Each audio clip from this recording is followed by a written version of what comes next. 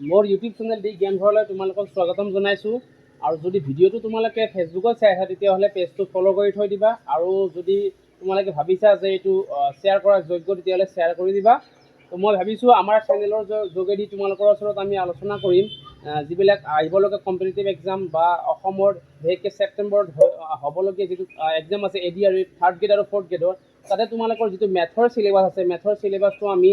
এটা এটাকৈ টপিক আলোচনা কৰিম আৰু তাৰ যিবিলাক ইম্পৰ্টেণ্ট কুৱেশ্যন আছে শ্বৰ্ট ট্ৰিকৰ সৈতে আলোচনা কৰিম বুলি ভাবিছোঁ। আৰু যদি সময় হয় বিজ্ঞান বিষয়টো আলোচনা কৰিম। তো যদি ইউটিউবত চাই আছা তেতিয়াহ'লে চেনেলটো ছাবস্ক্ৰাইব কৰি থৈ দিবা। আৰু পিছত মই যিবিলাক ভিডিঅ' দিম এই ভিডিঅ'বিলাকৰ নটিফিকেশ্যন পাই থাকিবৰ বাবে বেল আইকনটো টিপি থৈ দিবা। তো এতিয়া আমি ফাৰ্ষ্ট ক্লাছ হিচাপে আজি আৰম্ভ কৰিম লহাগু আৰু গহাগু। তো এইটো তোমালোকৰ প্ৰথম ক্লাছ হ'ব। তো আমি চাই লওঁ এতিয়া লহাগুটো কি আচলতে। লহাগু মানে হৈছে লঘিষ্ঠ সাধাৰণ গুণিতক। আমি ইংলিছত কি বুলি কওঁ? Lowest common factor, lowest common multiple বুলি কওঁ, লৱেষ্ট কমন মাল্টিপুল বুলি কওঁ। তো এতিয়া আমি গম পালোঁ যে ইয়াত এটা নতুন টাৰ্ম জড়িত হৈছে গুণিতক মানেনো কি? তো আমি চাই লওঁ যিকোনো এটা সংখ্যা, ধৰা আমি সংখ্যা এটা 2 লৈছোঁ আৰু এটা সংখ্যা 4 লৈছোঁ। তো 2 গুণিতক বুলি ক'লে কি বুজি পায়? 2 গুণিতক মানে হৈছে 2 আৰু স্বাভাৱিক সংখ্যাৰ পূৰণ হ'ল, অৰ্থাৎ 2ৰ লগত স্বাভাৱিক সংখ্যাবোৰ পূৰণ কৰিলে যিবিলাক সংখ্যা পাম সেইটোৱে হৈছে 2 গুণিতক। আমি যদি চাওঁ 2 1 গুণ 2, 2 2 গুণ 4, 2 3 গুণ 6, 2 4 গুণ 8, 2 5 গুণ 10, এনেকৈ অসীমলৈ যাই থাকিব যিহেতুকে স্বাভাৱিক সংখ্যা অসীম। গতিকে আমি অসীম সংখ্যক কোনো এটা সংখ্যাৰ গুণিতক আমি অসীম সংখ্যক পাওঁ। এতিয়া যদি 4 গুণিতক আমি চাওঁ, 4 গুণিতক চাব পাৰোঁ 4 1 গুণ 4, 4 2 গুণ 8, 4 3 গুণ 12, এনেকৈ যাই থাকিব অসীমলৈ। তো এইবিলাক হৈছে গুণিতক। আৰু আমি আন এটা ভাষাত ক'ব পাৰোঁ যে যিকোনো এটা সংখ্যাৰ গুণিতক বুলি ক'লে আচলতে সেই সংখ্যাটোৰ পুৰণৰ নিউটাখনত যিবিলাক সংখ্যা আহিব সেইবিলাক হৈছে সংখ্যাটো গুণিতক। বা আমি ক'ব পাৰোঁ যে কোনো এটা সংখ্যা আকৌ আৰু স্বাভাৱিক সংখ্যাৰ পূৰণফল যিটো হয় সেইটো হৈছে সেই নিৰ্দিষ্ট সংখ্যাটো গুণিতক। যদি আমি এই দুটা সংখ্যা গুণিতক চালোঁ, যদি ইয়াৰ পেলাই যদি আমি কমনবিলাক লওঁ সেইটোৱে হ'ব তোমাৰ সাধাৰণ গুণিতক। কি হ'ব এইটো? সাধাৰণ গুণিতক, কমন মাল্টিপুল হ'ব। তো এতিয়া সাধাৰণ গুণিতক কোনবিলাক আছে আমি চাই লওঁ। যদি ইয়াতে 4 আছে, তাৰপিছত এনেকৈ 8 আছে, এনেকৈ গৈ থাকিব। ইয়াৰ পিছত হয়তো ইয়াত 12 থাকিব, ইয়াৰ পিছত 12 থাকিব। তো আমি লিখিব পাৰোঁ সাধাৰণ গুণিতক কিবিলাক হ'ব?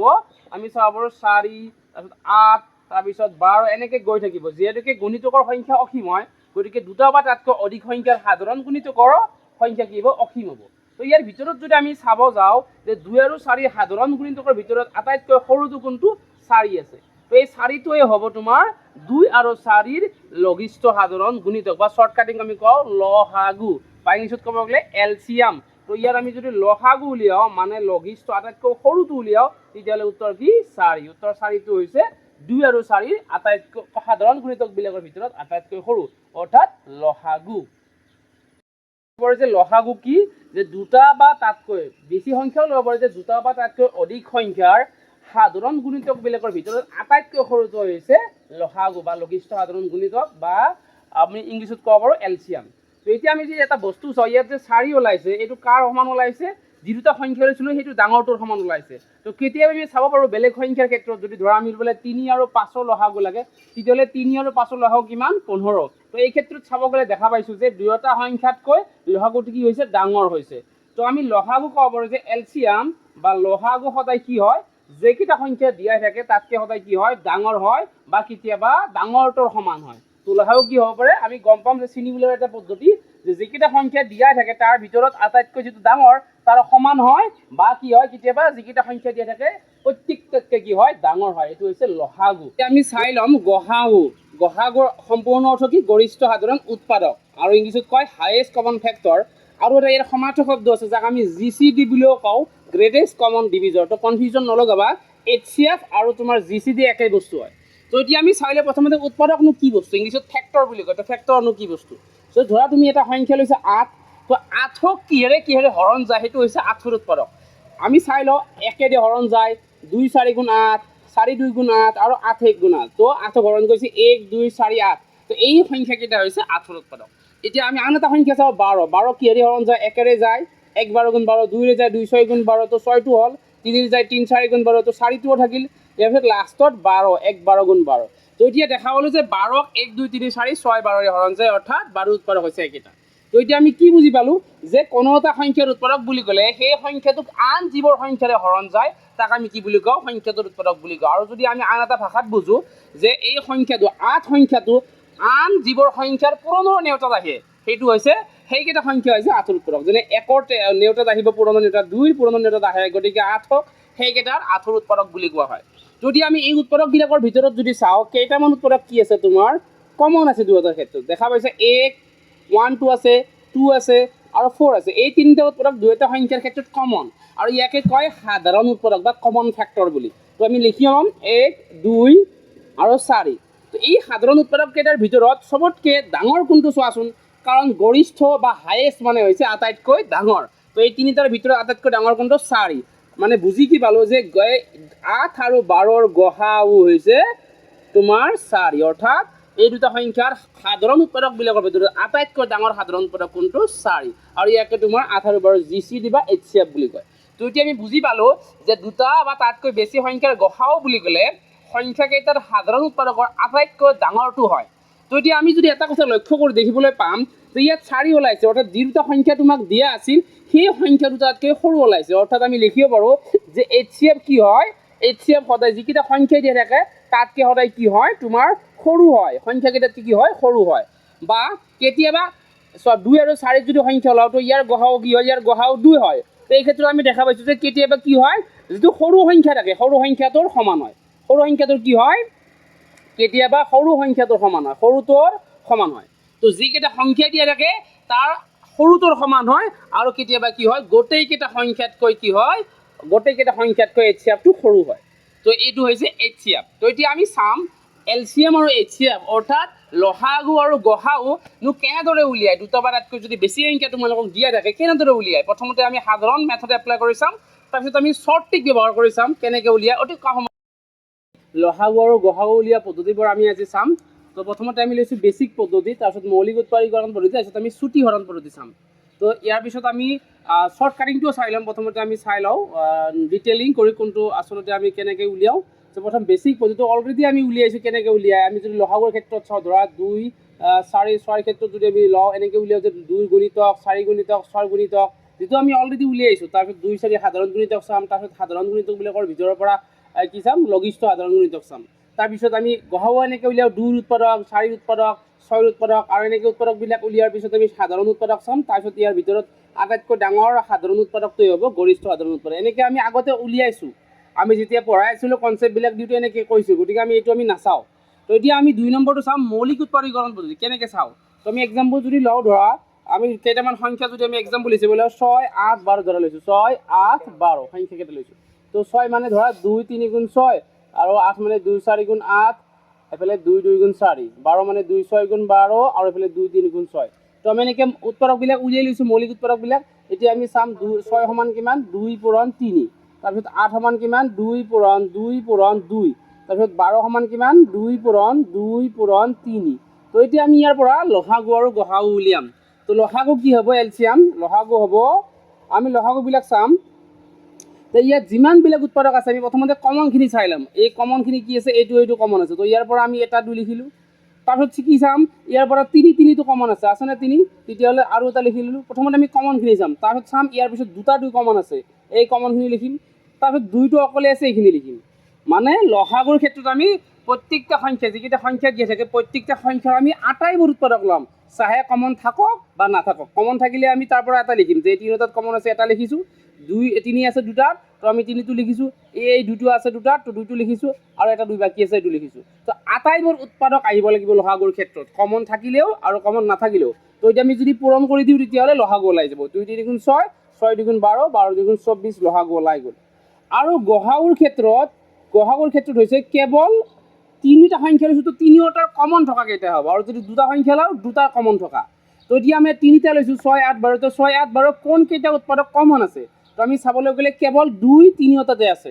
এইটো 2 আছে কিন্তু এই 2টো আকৌ 6ত নাই গতিকে আমি এইটো ল'ব নোৱাৰিম 3টো আছে 6 আৰু 12ত কিন্তু 8ত নাই গতিকে 3টো ল'ব নোৱাৰিম 6 8 12 এই 3টা সংখ্যাৰ প্ৰত্যেকটাত থকা উৎপাদকটো হৈছে কেৱল 2 তো গসাগু হ'ব কি 2 গসাগু কি হ'ব 2 তো লসাগু মানে কি হৈছে যে লসাগু মানে হৈছে কমন বা আনকমন প্ৰত্যেকটা উৎপাদকৰ পূৰণফল আৰু গসাগুত কি আছে তোমাৰ গসাগুত কেৱল কমন কেইটা লসাগুত কমন আনকমন গোটেইকেইটা ল'ব লাগিব আৰু গসাগুৰ ক্ষেত্ৰত কেৱল কমনটো ল'ম আমি এতিয়া আমি ইয়াক যদি আমি সূচকীয় ৰূপত পেলাই লৈ লওঁ তেতিয়াও আমি চাব পাৰোঁ ইয়াক যদি সূচকত পেলাওঁ তেতিয়াহ'লে আমি লিখোঁ 2 to the power 1 into 3 to the power 1 এইটো যদি লিখোঁ আমি 2 কিউব হ'ব আৰু ইয়াক যদি লিখোঁ আমি 2 স্কুৱেৰ into 3 হ'ব তো এই সূচকীয় আকাৰৰ পৰাও যদি আমি উলিয়াওঁ আমি চাব পাৰোঁ কেনেকৈ তো লসাগুৰ ক্ষেত্ৰত আমি সূচকীয় আকাৰ কেনেকৈ উলিয়াব পাৰোঁ লসাগু আমি ল'ব পাৰোঁ ইয়াত মনত ৰাখিবা প্ৰত্যেকটা উৎপাদকৰ কি চাম ইয়াত যি আছে প্ৰত্যেকটা উৎপাদকৰ আমি সৰ্বোচ্চতম ঘাতটো ল'ম লসাগু মানে কি হ'ব যে যিবিলাক সংখ্যা থাকে প্ৰত্যেকটা সংখ্যাৰ আমি যিকেইটা মৌলিক উৎপাদক দিয়া থাকে সেই মৌলিক উৎপাদককেইটাৰ প্ৰত্যেকটা উৎপাদক ল'ম আৰু প্ৰত্যেকটা উৎপাদক কোনটো ল'ম উচ্চতম ঘাতৰ সৈতে ল'ম চ' ইয়াত 2 আছে ইয়াত 2 ইয়াত 1 আছে ঘাত ইয়াত 3 আছে ইয়াত 2 আছে তো আমি কোনটো ল'ম 3 থকা ঘাতটো ল'ম কোনটো ল'ম 3 থকা ঘাতটো ল'ম আৰু কি আছে এটা উৎপাদক 3 আছে 3 চোৱা ইয়াত একো নাই মানে আচলতে 3 to the power 0 আছে তো আমি একো নাথাকিলে 3 to the power 0 বুলি ভাবি লোৱাৰ কাৰণ এনিথিং টু দি পাৱাৰ 0 মানে 1 গতিকে এইটো দিলেও কথা নাই নিদিলেও কথা নাই তো আমি যদি ভাবোঁ ইয়াত 0 আছে তেতিয়াহ'লে 1 0 আৰু ইয়াতো 1 আছে তো কোনটো ডাঙৰ হৈছে 1 2 গতিকে আমি কি ল'ম এইটোত মুছি দিছোঁ বাৰু এতিয়া আমি কি ল'ম 3 to the power 1 অৰ্থাৎ 3 তো উত্তৰ কিমান হ'ব লসাগু ইয়াত 2 কিউব মানে 8 আৰু ইয়াত 3 অৰ্থাৎ 8 3 গুণ কিমান 24 তো এইটো হৈছে লসাগু তো আমি কি পালোঁ যে লসাগু মানে যদি সূচকীয় ৰূপত থাকে যে প্ৰত্যেকটা ঘাতৰ প্ৰত্যেকটা উৎপাদকৰ পূৰণফল যিটো উৎপাদক উচ্চতম ঘাত থাকে ইয়াত চোৱা 2 আছে তো 2 উচ্চতম ঘাত কি 3 তো আমি 2 কিউব আৰু 3 আছে 3 উচ্চতম ঘাত কি 1 আছে গতিকে আমি 3 এটা লৈছোঁ তো পূৰণফল কিমান 24 আকৌ গসাউ কি গসাউ হৈছে প্ৰত্যেকটা আমি কি ল'ম প্ৰত্যেকটা ঘাত ল'ম কিন্তু আমি কি ল'ম কমন কেইটা ল'ম কোনটো ল'ম কমন আমি আনকমন কেইটা নলওঁ আমি কমন কেইটা ল'ম তো ইয়াত কমন লৈছিলোঁ ইয়াত তুমি যদি ঘাটৰ ক্ষেত্ৰত চোৱা যদি 3 to the power 0 লিখি দিয়া তেতিয়াহ'লে কমন আনকমনৰ কথা নাথাকে তুমি এনেকৈ ভাবিব যদি গসাউৰ ক্ষেত্ৰত প্ৰত্যেকটা ঘাটৰ পূৰণফল কিন্তু কাৰ সৈতে প্ৰত্যেকটা উৎপাদকৰ পূৰণফল কিন্তু কাৰ সৈতে আমি চাম নিম্নতম ঘাটৰ সৈতে তো ইয়াত চোৱা 2 আছে 2 নিম্নতম ঘাট কোনটো 1 তো আমি 2 ল'ম আকৌ 3 আছে 3 নিম্নতম ঘাট কোনটো 3 to the power 0 আমি 3 to the power 0 ল'ম তো আমি পাব যে 2 আৰু ইফালে 1 অৰ্থাৎ 2 হ'ব উত্তৰ গসাউ কি হ'ব 1 2 তো আমি কেনেকৈ উলিয়াইছোঁ এইটো তো আমি যদি ভাবোঁ যে কেৱল কমন কেইটা মনত থাকিব পাৰে তেতিয়াহ'লে এইটো নিলিখিলেও কথা নাই আৰু যদি কমনটো মনত নাথাকে এনেকৈ যদি থাকে যে আটাইবোৰ ঘাটৰ পূৰণফল কিন্তু নিম্নতম ঘাটৰ সৈতে তেতিয়াহ'লে আমি ইয়াত কি হ'ব পাৰোঁ যে 3 to the power 0 একো নাই মানে 3 to the power 0 ইয়াত ধৰা যদি আমি এনেকৈ যি কিবা এটা বেলেগত 5 আছে ইয়াত যদি 5 থাকে এনেকৈ লিখিব পাৰোঁ 5 to the power 0 এনেকৈ লিখি ল'ব পাৰোঁ বা ভাবি ল'ব পাৰোঁ তো ইয়াত আমি লিখি লোৱা নাই এইটো নাই কাৰণে চ' 3টো আছে ইয়াত নাই কাৰণে মই লিখি লৈছোঁ 3 to the power 0 তো এতিয়া চাম 3ৰ নিম্নতম ঘাট কোনটো 0 গতিকে আমি 3 to the power 0 ল'ম আকৌ 2ৰ ক্ষেত্ৰত নিম্নতম ঘাট কোনটো 1 গতিকে আমি 2 to the power 1 লৈছোঁ ইয়াত 3 আছে ইয়াত 2 আছে গতিকে আমি 1 2 লৈছোঁ তো উত্তৰ কিমান হ'ল 2 দুয়োটা ক্ষেত্ৰত দেখা পাইছা তোমালোকে তো এনেকৈ দুয়োটা ক্ষেত্ৰত আমি কি ক'ব পাৰোঁ মৌলিক উৎপাদন পদ্ধতিৰ সহায়ত দুটা বা তাতকৈ বেছি সংখ্যাৰ গসাগু আৰু লসাগু উলিয়াব পাৰোঁ এতিয়া আমি আৰু এটা পদ্ধতি পাওঁ চুটিহৰণ পদ্ধতি চুটিহৰণ পদ্ধতিৰ সহায়ত আমি যিমানবিলাক সংখ্যা থাকে প্ৰত্যেকটা সংখ্যাক একেবাৰতে হৰণ কৰি আমি লসাগু আৰু গসাগু উলিয়াব পাৰোঁ কেনেকৈ উলিয়াওঁ ইয়াত আছে 6 8 12 তো আমি একেবাৰে লিখি ল'ম 6 8 12 একেবাৰে লিখি ল'ম কমা দি পেলাই মাজত এতিয়া আমি চুটিহৰণ কৰিম একেবাৰে যিমানটা সংখ্যা থাকে সিমানটা তো ইয়াত আমি ডিভিজৰ বাচিম অৰ্থাৎ আমি ভাজক এটা বাছি ল'ম কেনেকৈ বাচিম যিকেইটা সংখ্যা দি থাকে এইকেইটা কমচে কম দুটা সংখ্যা হৰণ যোৱা কমচে কম দুটা সংখ্যা হৰণ যোৱা আমি এটা ভাজক বাচিম মানে হৰণ কৰা এটা সংখ্যা বাচিম তো ইয়াত প্ৰথমতে আমি চাই লওঁ 2ৰে হৰণ যায় গোটেইকেইটা তো 2 চাওঁ 2 3 গুণ 6 2 4 গুণ 8 আৰু 2 6 গুণ 12 আকৌ হৰণ কৰিব লাগিব এনেকৈ যাই থাকিব লাগিব এতিয়া হৰণ কৰি আমি ইয়াত চোৱা ইয়াত আমি 2ৰে 3টো নাযায় কিন্তু 4 আৰু 6 যায় গতিকে আমি 2ৰে হৰণ কৰি চাব পাৰোঁ 2 আৰু ইয়াত নাযায় 3টো নগ'লে আমি যি থাকে এনেকৈ দি থৈ দিম 2ৰে 3 হৰণ নাযায় তো যি থাকে এইটোৱে দিম আকৌ 4ক 2 বাৰ 6ক 3 বাৰ এতিয়া আমি আকৌ চাওঁ দুটা সংখ্যা হৰণ যাওঁ আকৌ 3ৰে যাব তো আমি 3ৰে হৰণ কৰিম 3 1 গুণ 3 ইয়াত নাযায় নগ'লে আমি এনেকৈ দি থৈ দিম আকৌ ইয়াত কি পাম 1 তো এতিয়া আমি আকৌ নাপাম আৰু আমি লিখিব পাৰিম 2 কিন্তু নিলিখিলেও কথা নাই আকৌ 1 1 লাই গৈছে দুটা তো এটা বাকী থাকে গতিকে আমি আৰু হৰণ আগ নাপাৰোঁ এতিয়া যিমানবিলাক ভাজক ওলাল ইয়াত বা তোমাৰ ভাগফল ওলাল গোটেইবিলাক পূৰণ কৰি দিলে তোমাৰ কি ওলাই যাব লসাগু ওলাই যাব যিমানবিলাক তোমাৰ ভাজক আৰু ভাগফল ওলাইছে তো গোটেই পূৰণ কৰিলে 2 2 গুণ 4 4 3 গুণ 12 12 1 গুণ 12 আৰু 12 2 গুণ 24 24 1 গুণ 24 লসাগু কিমান পালোঁ 24 লসাগু কিমান পালোঁ আমি 24 তো ইয়াতো কি ওলাইছিল লসাগু 24 ইয়াতো কি ওলাইছিল 24 তো ইয়াতো পাই গ'লোঁ আমি 24 কিন্তু গসাগুৰ ক্ষেত্ৰত ইয়াত এটা ভাবিব লগা কথা যে আমি হৰণ কৰাতে আমি যিমানটা সংখ্যা দিয়ে থাকে প্ৰত্যেকটা সংখ্যাক হৰণ যোৱা আমি এটা সংখ্যা বাচিব লাগিব অৰ্থাৎ ভাজক বাচিব লাগিব ইয়াক দুটাত হৰণ যোৱা সংখ্যা বাচিলে নহ'ব তো আমি ইয়াতো একেলগে কৰিব পাৰোঁ ইয়াত যদি চাওঁ আমি কি পাইছোঁ 6 8 12 তিনিওটাকে হৰণ যোৱা সংখ্যা এটাই পাইছোঁ 2 তো আমি উত্তৰ কি পাওঁ ডাইৰেক্ট গসাগু 2 দিব পাৰোঁ ইয়াৰ পৰা লিখিব পাৰোঁ যে ইয়াৰ পিছত আমাক 2ৰে দুটাক গৈছে কিন্তু 3ক যোৱা নাই 3ৰে ইয়াত দুটাত গৈছে ইয়াক যোৱা নাই গতিকে আমি কেৱল পাইছোঁ এটাই সংখ্যা 2 যিহেৰে 6 8 12 তিনিটা সংখ্যা হৰণ গৈছে তো আমি ডাইৰেক্ট গহাও তো আমি গহাও কি পালোঁ গহাও 2 পালোঁ তো কেতিয়াবা এনেকৈ একেলগে গহাও উলিয়াওঁতে মানে কনফিউজন লাগিব পাৰে তেতিয়া আমি কি কৰিম গহাওটো আমি এক্সট্ৰাকৈ বাহিৰ কৰি ল'ম তো আমি কিন্তু চাব লাগিব যেনেকৈ লহাগুত আমি কেৱল দুটা সংখ্যা হৰণ কৰিলেও আমি বাছি লৈছিলোঁ ভাজক এটা কিন্তু ইয়াৰ ক্ষেত্ৰত যিমানটা সংখ্যা থাকে ইয়াত আমি তিনিটা সংখ্যা লৈছোঁ তো তিনিটা সংখ্যা থাকিলে তিনিওটা সংখ্যাক হৰণ যোৱা সংখ্যা বাছি ল'ব লাগিব বা যদি আমাৰ দুটা দি থাকে তো দুটা সংখ্যাক যাব লাগিব তো ইয়াত তিনিটা আছে তিনিওটা সংখ্যা হৰণ যোৱা সংখ্যা 2 আছে তুমি চাম 2 3 গুণ 6 2 4 গুণ 8 বা 2 6 গুণ 12 ইয়াক একেৰেতো চবকে যায় এতিয়া চোৱাচোন এতিয়া 4 আৰু 6 2ৰে যায় 3 আৰু 6 3ৰে যায় কিন্তু 4 বাদ পৰি যায় বা 3 বাদ পৰি যায় তো ইয়াত আমি 3 4 6 একেলগে হৰণ যোৱা এক সংখ্যা একৰ বাহিৰে বেলেগ আৰু নাপাওঁ তো এই ক্ষেত্ৰত আমি হৰণটো কণ্টিনিউ নকৰোঁ তো আমি 6 আৰু 8 আৰু 12ক একেলগে হৰণ যোৱা সংখ্যা এটাই বাছি পালোঁ সেইটো হৈছে 2 তো গহাও কি হ'ব 2 তো এনেদৰে আমি চুটি হৰণ পদ্ধতিৰে লহাগু আৰু গহাও বাছি উলিয়াব পাৰোঁ তো এতিয়া আমি আগবাঢ়িম লহাগু আৰু গহাগু উলিয়াৰ যিবিলাক শ্বৰ্ট ট্ৰিক আছে এইবিলাক বাছি উলিয়াম এইবিলাকতো পৰীক্ষাত ইমান সহজতে বহুত টাইম লাগে ইমান কম সময়ৰ ভিতৰত এপ্লাই কৰিব পৰা নাযায় কিন্তু এইটো পৰা যায় যি চুটি হৰণ পদ্ধতি আছে এইটো ব্যৱহাৰ কৰিব পৰা যায় কিন্তু বাকী এই দুটা তোমাৰ পৰীক্ষাত যিটো শ্বৰ্ট ট্ৰিক যদি নকৰা এই দুটা কৰা যায় তেতিয়াহ'লে টাইম বহুত লয় এইকাৰণে আমি এই দুটা ব্যৱহাৰ নকৰিম চুটি হৰণ পদ্ধতি কেতিয়াবা এইটো ব্যৱহাৰ কৰিম আৰু যিটো ট্ৰিক যদি ট্ৰিক মনত থাকে তেতিয়াহ'লে ট্ৰিক মনত কৰি পেলাই আমি এপ্লাই কৰিম চাই ল'ম লহাগু উলিওৱা শ্বৰ্ট ট্ৰিক চাই ল'ম তো আমি ইয়াত তিনিটা টাইপ লৈছোঁ টাইপ 1 টাইপ 2 টাইপ 3 তো আমি আগতেতো লৈছোঁৱে আমি তিনিটা দীঘল পদ্ধতি তাৰ ভিতৰত মই ৰিকমেণ্ড কৰিছোঁ তোমালোকক যে চুটি হৰণ পদ্ধতিটো মনত ৰাখি থবা কিয়নো কেতিয়াবা শ্বৰ্ট ট্ৰিকবিলাক পাহৰি গ'লে আমি চুটি হৰণ পদ্ধতি আমাক কামত দিব এতিয়া আমি 4টা সংখ্যা লৈছোঁ টাইপ 1 2 6 12 24 তো ইয়াত দেখি প্ৰথম আমি কি কৰিম যিকোনো দিয়া থাকিলে আমি সংখ্যাবিলাকৰ ডাঙৰটো বাছি লওঁ আমি তো ডাঙৰটো হৈছে 24 তো আমি ইয়াত চাওঁ 24ক 2ৰেও হৰণ যায় 6ৰেও যায় 12ৰেও যায় এই ক্ষেত্ৰত ডাইৰেক্ট লহাগু কি হ'ব 24 ডাইৰেক্ট কি লহাগু 24 অৰ্থাৎ আমি ডাঙৰ সংখ্যাটোক যদি বাকী সৰু সংখ্যাকেইটাৰে হৰণ যায় তেতিয়াহ'লে লহাগু কি হয় আটাইতকৈ ডাঙৰ সংখ্যাটো হয় তো টাইপ 1 গ'ল টাইপ 2 আমি চাম 6 12 18 60 ইয়াত দেখিবলৈ পাইছোঁ ডাঙৰ সংখ্যাটো কি আছে 60 তো 60ক তোমাৰ 6ৰে হৰণ যায় 12ৰে যায় কিন্তু 18ৰে নাযায় অৰ্থাৎ 6 12 আৰু 60 লহাগু 60 হয় কিন্তু 18টো আছে যদি আমি চাই ল'ম যে 30ৰ লগত কি সৰু সংখ্যা পূৰণ কৰিলে আমি 18ৰে হৰণ যোৱা সংখ্যা পাতো চাই লওঁ তো 60টো নাযায় তো 60 2 গুণ কৰি চাওঁ 60 2 গুণ কিমান 120 120ক 18ৰে যায় নাযায় তেতিয়াহ'লে 120টো গ'ল কাট কেঞ্চেল এতিয়া চাম 3 গুণ 60 3 গুণ কিমান 180 তো আমি দেখিবলৈ পাওঁ 18টো 180 18 এটা গুণিতক অৰ্থাৎ 180ক 18ৰে হৰণ যায় তেতিয়াহ'লে আমি কি পাম যে 18 আৰু 60 লহাগু 180 অৰ্থাৎ 6 12 18 60 লহাগু কিমান পালোঁ 180 এইটো হৈছে তোমাৰ টাইপ 3 এতিয়া আমি টাইপ 4 লৈ চাওঁ টাইপ 3 লৈ চাওঁ 2 3 5 ইয়াত কি আছে কোনো এটা সংখ্যা কোনোটাকে হৰণ নাযায় অৰ্থাৎ ইয়াত সম্পূৰ্ণ কেইটা মৌলিক সংখ্যা দিয়া আছে আকৌ মৌলিক সংখ্যা নাথাকিলেও ইয়াত ধৰা যদি 9 ইয়াত ধৰাই দিয়া আছে এনেকৈ এটা সংখ্যা বোলে যিটো তোমাৰ 2 নাযায় 3 দিও নাযায় তো মই এই খাদ্যৰ ইয়াত 7 লৈছোঁ ধৰা তো এই ক্ষেত্ৰত আমি কি পাম যে যেতিয়া এটা এটাৰ কাৰো কি নহয় উৎপাদক নহয় এই ক্ষেত্ৰত আমি কি চাম লহাগু গোটেইকেইটা সংখ্যাৰ পূৰণফল হয় তো ইয়াত কি চাম 6 2 3 গুণ 6 6 7 গুণ 42 তো তাৰ ক্ষেত্ৰত আমি কি পাইছোঁ তো যেতিয়া পৰস্পৰৰ কোনো সাধাৰণ উৎপাদক নাথাকে কোনো ধৰণৰ সাধাৰণ উৎপাদক যেতিয়া নাথাকে সেই ক্ষেত্ৰত আমি কি চাম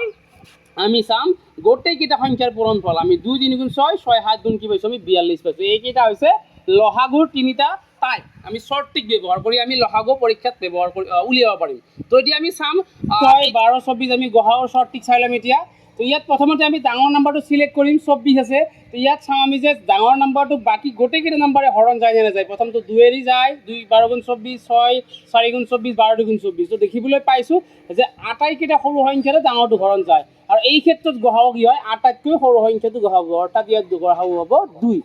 মানে এতিয়া কি ক'ব পাৰোঁ যে যদি আমাক যিকেইটা সংখ্যাই দিয়া থাকে এই সংখ্যাকেইটাৰ ভিতৰত আটাইতকৈ ডাঙৰটোক যদি সৰু সংখ্যাকেইটাৰে হৰণ যায় তেতিয়াহ'লে গহাও হয় আটাইতকৈ সৰুটো অৰ্থাৎ 2 হৈছে ইয়াৰ গহাও ইয়াৰ পিছত আমি চাওঁ যে 8 24 আৰু 8 20 28 আৰু 46 ইয়াত দিয়া আছে তোমাৰ টাইপ 2 তো ইয়াত আমি কেনেকৈ উলিয়াম ইয়াত দেখিবলৈ পাইছোঁ যে ইয়াত এটাই আনটোক হৰণ নাযায় ইয়াত কি কৰে এটাৰে আনটোক কি নাযায় হৰণ নাযায় তো আমি এই ক্ষেত্ৰত কি ল'ম এই ক্ষেত্ৰত আমি চাম আটাইতকৈ সৰু সংখ্যাটো বাচিম যদি এটাৰে আনটোক হৰণ নাযায় তেতিয়াহ'লে আমি কি কৰিম আটাইতকৈ সৰু সংখ্যাটো বাচিম ইয়াত আছে 8 তো 8ৰ আমি উৎপাদকবোৰ চাম প্ৰথম চাবলৈ আমি 2 আছে 8ৰ উৎপাদক 4 তাৰপিছত আছে কি 8ৰ ভিতৰত এইকেইটা সংখ্যাৰ কোনটোৱে গোটেইকেইটা হৰণ যায় আমি চাই লওঁ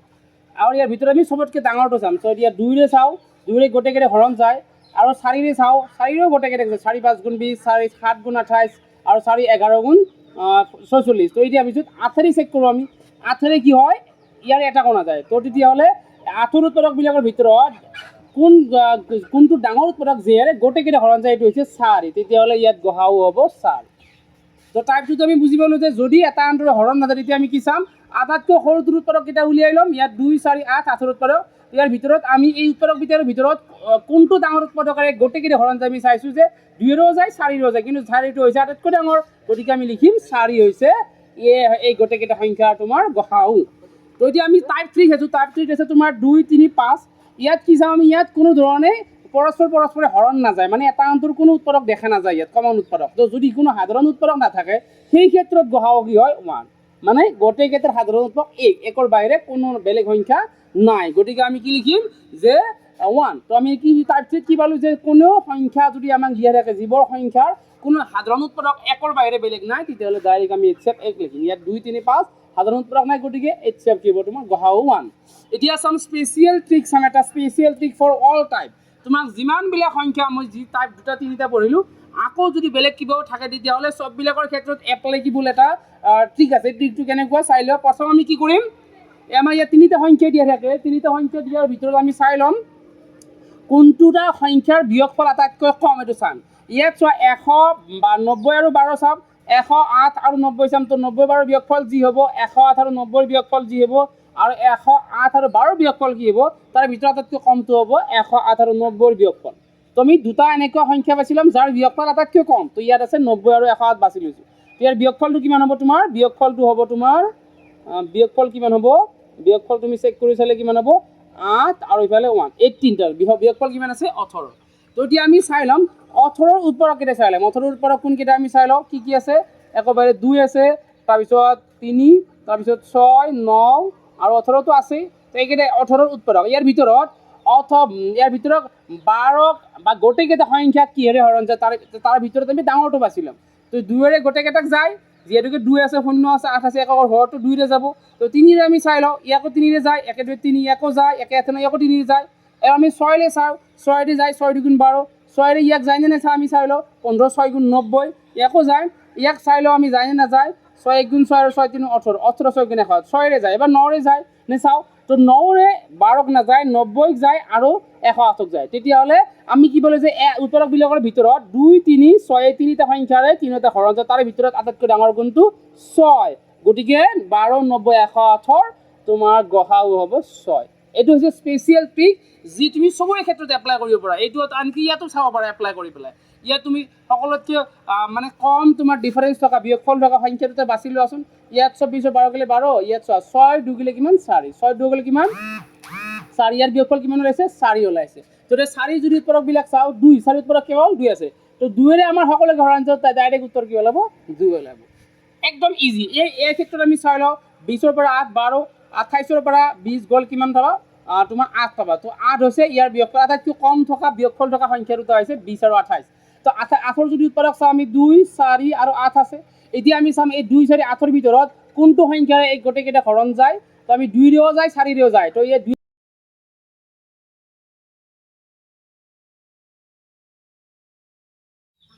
তো এতিয়া আমি আৰম্ভ কৰিম ভগ্নাংশ, লসাগু আৰু গ হা উ সম্বন্ধীয় আমি আলোচনাটো। তো আমি চাই লওঁ, প্ৰথমতে আমি লৈছোঁ 3টা ভগ্নাংশ আৰ্হি হিচাপে A/B, C/D আৰু E/F। ইয়াৰ যদি লসাগু আমি কেনেকৈ উলিয়াম, তো আমি মনত ৰাখিম যে যদি লসাগু উলিয়াব দিয়ে তেতিয়াহ'লে আমি লবকেইটা লসাগু ল'ম আৰু তলত যিকেইটা হৰ আছে হৰকেইটাৰ আমি গ হা উ ল'ম। তো ওপৰত কি হ'ব,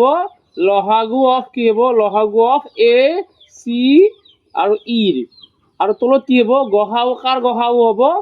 তলত যিকেইটা হৰ আছে হৰকেইটাৰ আমি গ হা উ ল'ম। এইটো হৈছে তোমাৰ ভগ্নাংশ লসাগু উলিওৱা পদ্ধতি। আকৌ ভগ্নাংশৰ গ হা উৰ ক্ষেত্ৰত কি, লবকেইটাৰ গ হা উ আৰু হৰকেইটাৰ লসাগু। তো আমি চাম গ হা উ কাৰ যদি গ হা উ উলিয়াব দিয়ে তেতিয়াহ'লে যিকেইটা লব থাকিব লবৰ আমি কি ল'ম, লবৰ গ হা উ ল'ম, আৰু হৰকেইটাৰ আমি কি ল'ম, হৰকেইটাৰ লসাগু ল'ম, হৰকেইটাৰ ল'ম লসাগু, BDF-ৰ লসাগু। এইটো হৈছে আমি সূত্ৰ বুলি ক'ব পাৰোঁ। তো লসাগু দিলে ওপৰৰ কেইটা লসাগু, তলৰটো গ হা উ, আৰু গ হা উ দিলে ওপৰৰ কেইটাৰ গ হা উ আৰু তলৰটো লসাগু। আমি যদি এক্সাম্পল চাওঁ এতিয়া 1/2 3/2 আৰু 9/4 যদি আমি লসাগু উলিয়াই তেতিয়া কি হ'ব, 139ৰ আমি লসাগু ল'ম, 139ৰ কি ল'ম, 139ৰ লসাগু, আৰু তলত গ হা উ কাৰ ল'ম, গ হা উ ল'ম 224ৰ গ হা উ। চ' 139ৰ লসাগু কি হ'ব, ডাঙৰটো আটাইতকৈ 9, 1এদি হৰণ যায় 3ৰেও যায়, গতিকে লসাগু 9 হ'ব। আকৌ গহাওৰ ক্ষেত্ৰত 2 to 4 ডাঙৰটো 4 ইয়াক 2ৰে হৰণ যায় গতিকে গহাও কি হ'ব 2 অৰ্থাৎ লসাগু হ'ব 1/2 3/2 9/4 ইকুৱেল টু কিমান 9/2 তো এতিয়া আমি যদি গহাও চাওঁ ইয়াৰ ক্ষেত্ৰত আমি কি চাম ওপৰকেইটাৰ গহাও অৰ্থাৎ কাৰ গহাও 1 3 1 3 9ৰ গহাও আৰু তলৰ কেইটাৰ লসাগু অৰ্থাৎ কাৰ কাৰ লসাগু 2 2 4ৰ লসাগু ইয়াৰ গহাও কি 1 3 9ৰ গহাও আমি কি পাম 183 কো যায় 9 কো যায় আমি 1 পাম ইয়াৰ গহাও আকৌ 2 to 4 লহাও কি পাম 2 2ৰে 4 হৰণ যায় গতিকে কি হ'ব 4টো হৈছে ইয়াৰ লহাগু অৰ্থাৎ এটো যে লাষ্ট পাৰ্ট লহাও গহাগুৰ যেটো ক্লাস 1 আছিল কনসেপ্টৰ আৰু ট্ৰিকৰ ক্ষেত্ৰত আমি তো লাষ্ট পাৰ্ট চাম এই পিছত আমি কোৱেশ্চন আলোচনা কৰিম তো এইটো আছে চলকৰ সূচকীয়ৰ ওপৰত লহাগু আৰু গহাগু তো ইয়াত আমাৰ x আৰু y আৰু z তিনিটা আমাৰ দিয়া আছে ইয়াত যত x = p square = q p square q cube আৰু r y = p q square r cube z = p cube q to the power 4 একেটা আমাক দিয়া আছে তো আমি ইয়াৰ লহাগু উলিয়াব লাগে তো মই প্ৰথমতে আমি সংখ্যা যেতিয়া মৌলিক উৎপাদীকৰণ কৰিছিলো তাত আমি সূচকীয়ৰ ওপৰত লহাগু গহাগু উলিয়াইছিলো ইয়াত আমি সেম পদ্ধতি এপ্লাই কৰিম এই ক্ষেত্ৰত আমি চাম লহাগু কেনেকৈ উলিয়াম লহাগু হৈছে প্ৰত্যেকটা আমি কি চাম প্ৰত্যেক উৎপাদকৰ আমি কি চাম প্ৰত্যেক উৎপাদকৰ আমি উৎপাদক লম কিন্তু কাৰ হৈতে ডাঙৰ ঘাতৰ হৈতে প্ৰত্যেক উৎপাদক লম ডাঙৰ ঘাতৰ হৈতে প্ৰত্যেক উৎপাদক আমি লহাগুত লম তো এতিয়া আমি চাম পিৰ ক্ষেত্ৰত ইয়াত স্কয়াৰ আছে ইয়াত 1 আছে ইয়াত কিউব আছে গতিকে আমি কোনটো লম পি কিউবটো লম কিউৰ ক্ষেত্ৰত কিউ স্কয়াৰ তো কিউ টু দি পাৱাৰ 4 আমি কি লম কিউ টু দি পাৱাৰ 4 টো লম কিয়নো ডাঙৰ ঘাত আৰু আৰৰ ক্ষেত্ৰত চাম ইয়াতে r টু দি পাৱাৰ 1 ইয়াতে 3 আকৌ ইয়াত নাই মানে মই আগতে কৈছিলো যে আমি ইয়াত এটা 1 পূৰণ কৰিব পাৰো আৰু 1 ৰ ঠাইত আমাৰ যেটো উৎপাদক নাই তো r টু দি পাৱাৰ 0 লিখি দিব পাৰো তো ইয়াত 1 3 0 সবতকে ডাঙৰ কোনটো r কিউব আমি কি লিখিম r কিউব এইটো হৈছে লহাগু আৰু গহাও কি হ'ব গহাও হ'ব আমি ভাবো যে কমন উৎপাদক যে কেইটা থাকে কমন উৎপাদক কেইটা আমি কি চাম কমন উৎপাদকৰ আটাইতকৈ সৰু যেটো ঘাত থাকিব সৰু ঘাতৰ পূৰণফল আমি সৰু ঘাত কমন উৎপাদকৰ সৰু ঘাত বা আমি আটাইকেইটা উৎপাদক ল'ব পাৰো তো চাও আমি ইয়াত কমন উৎপাদক p2 আছে তো p ৰ সৰু ঘাত হ'ব ইয়াত 1 2 1 3 আছে তো 1 2 সৰু গতিকে আমি p2 ল'ম আকৌ q2 কমন আছে q কমন আছে গতিকে q সৰুটো চাম 3 2 4 আছে গতিকে 2 2 সৰু আছে গতিকে আমি কি ল'ম এইটো ল'ম আৰু যদি আমি আৰৰ ক্ষেত্ৰত চাব যাও ইয়াত কমন বুলি কৈছো pq কমন r2 ইয়াত নাই r2 দি পাৱাৰ 0 মানে কি আচলতে নাই তো আমি এইটো নিলিখিলেও কথা নাই এইটোৱে উত্তৰ কিন্তু যদি ভাবো যে r2 লিখো তেতিয়াহ'লে আমি চাম 1 3 0 ৰ কোনটো সৰু r2 দি পাৱাৰ 0 r2 দি পাৱাৰ 0 মানে 1 টো লিখা নিলিখা একেই কথা অৰ্থাৎ আমি এইটো থকা বুলি ভাবিলে 0 ভাবিব লাগিব ঘাটত আৰু না থাকিলে ডাইৰেক্ট কমন কেটা ল'ব তো কমন উৎপাদকৰ সৰু ঘাত এইটো p স্কয়াৰ তো ইয়াতে কমন আছে p সৰু ঘাত 1 আৰু ইয়াত কমন আছে q ইয়াৰ সৰু ঘাত কিমান স্কয়াৰ গতিকে গহাও কি হ'ব স্কয়াৰ এনেকৈ আমি চলকৰ সূচকীয়ৰ ওপৰত গহাও উলিয়াব ইয়াৰ পৰা কোৱেশ্চন দেখা যায় এতিয়া আমি নেক্সট সেশনটোত ক্লাস নাম্বাৰ 2 আমি লহাগু গহাগু সম্বন্ধীয় কোৱেশ্চন বিলাক আলোচনা কৰিম প্ৰিভিয়াস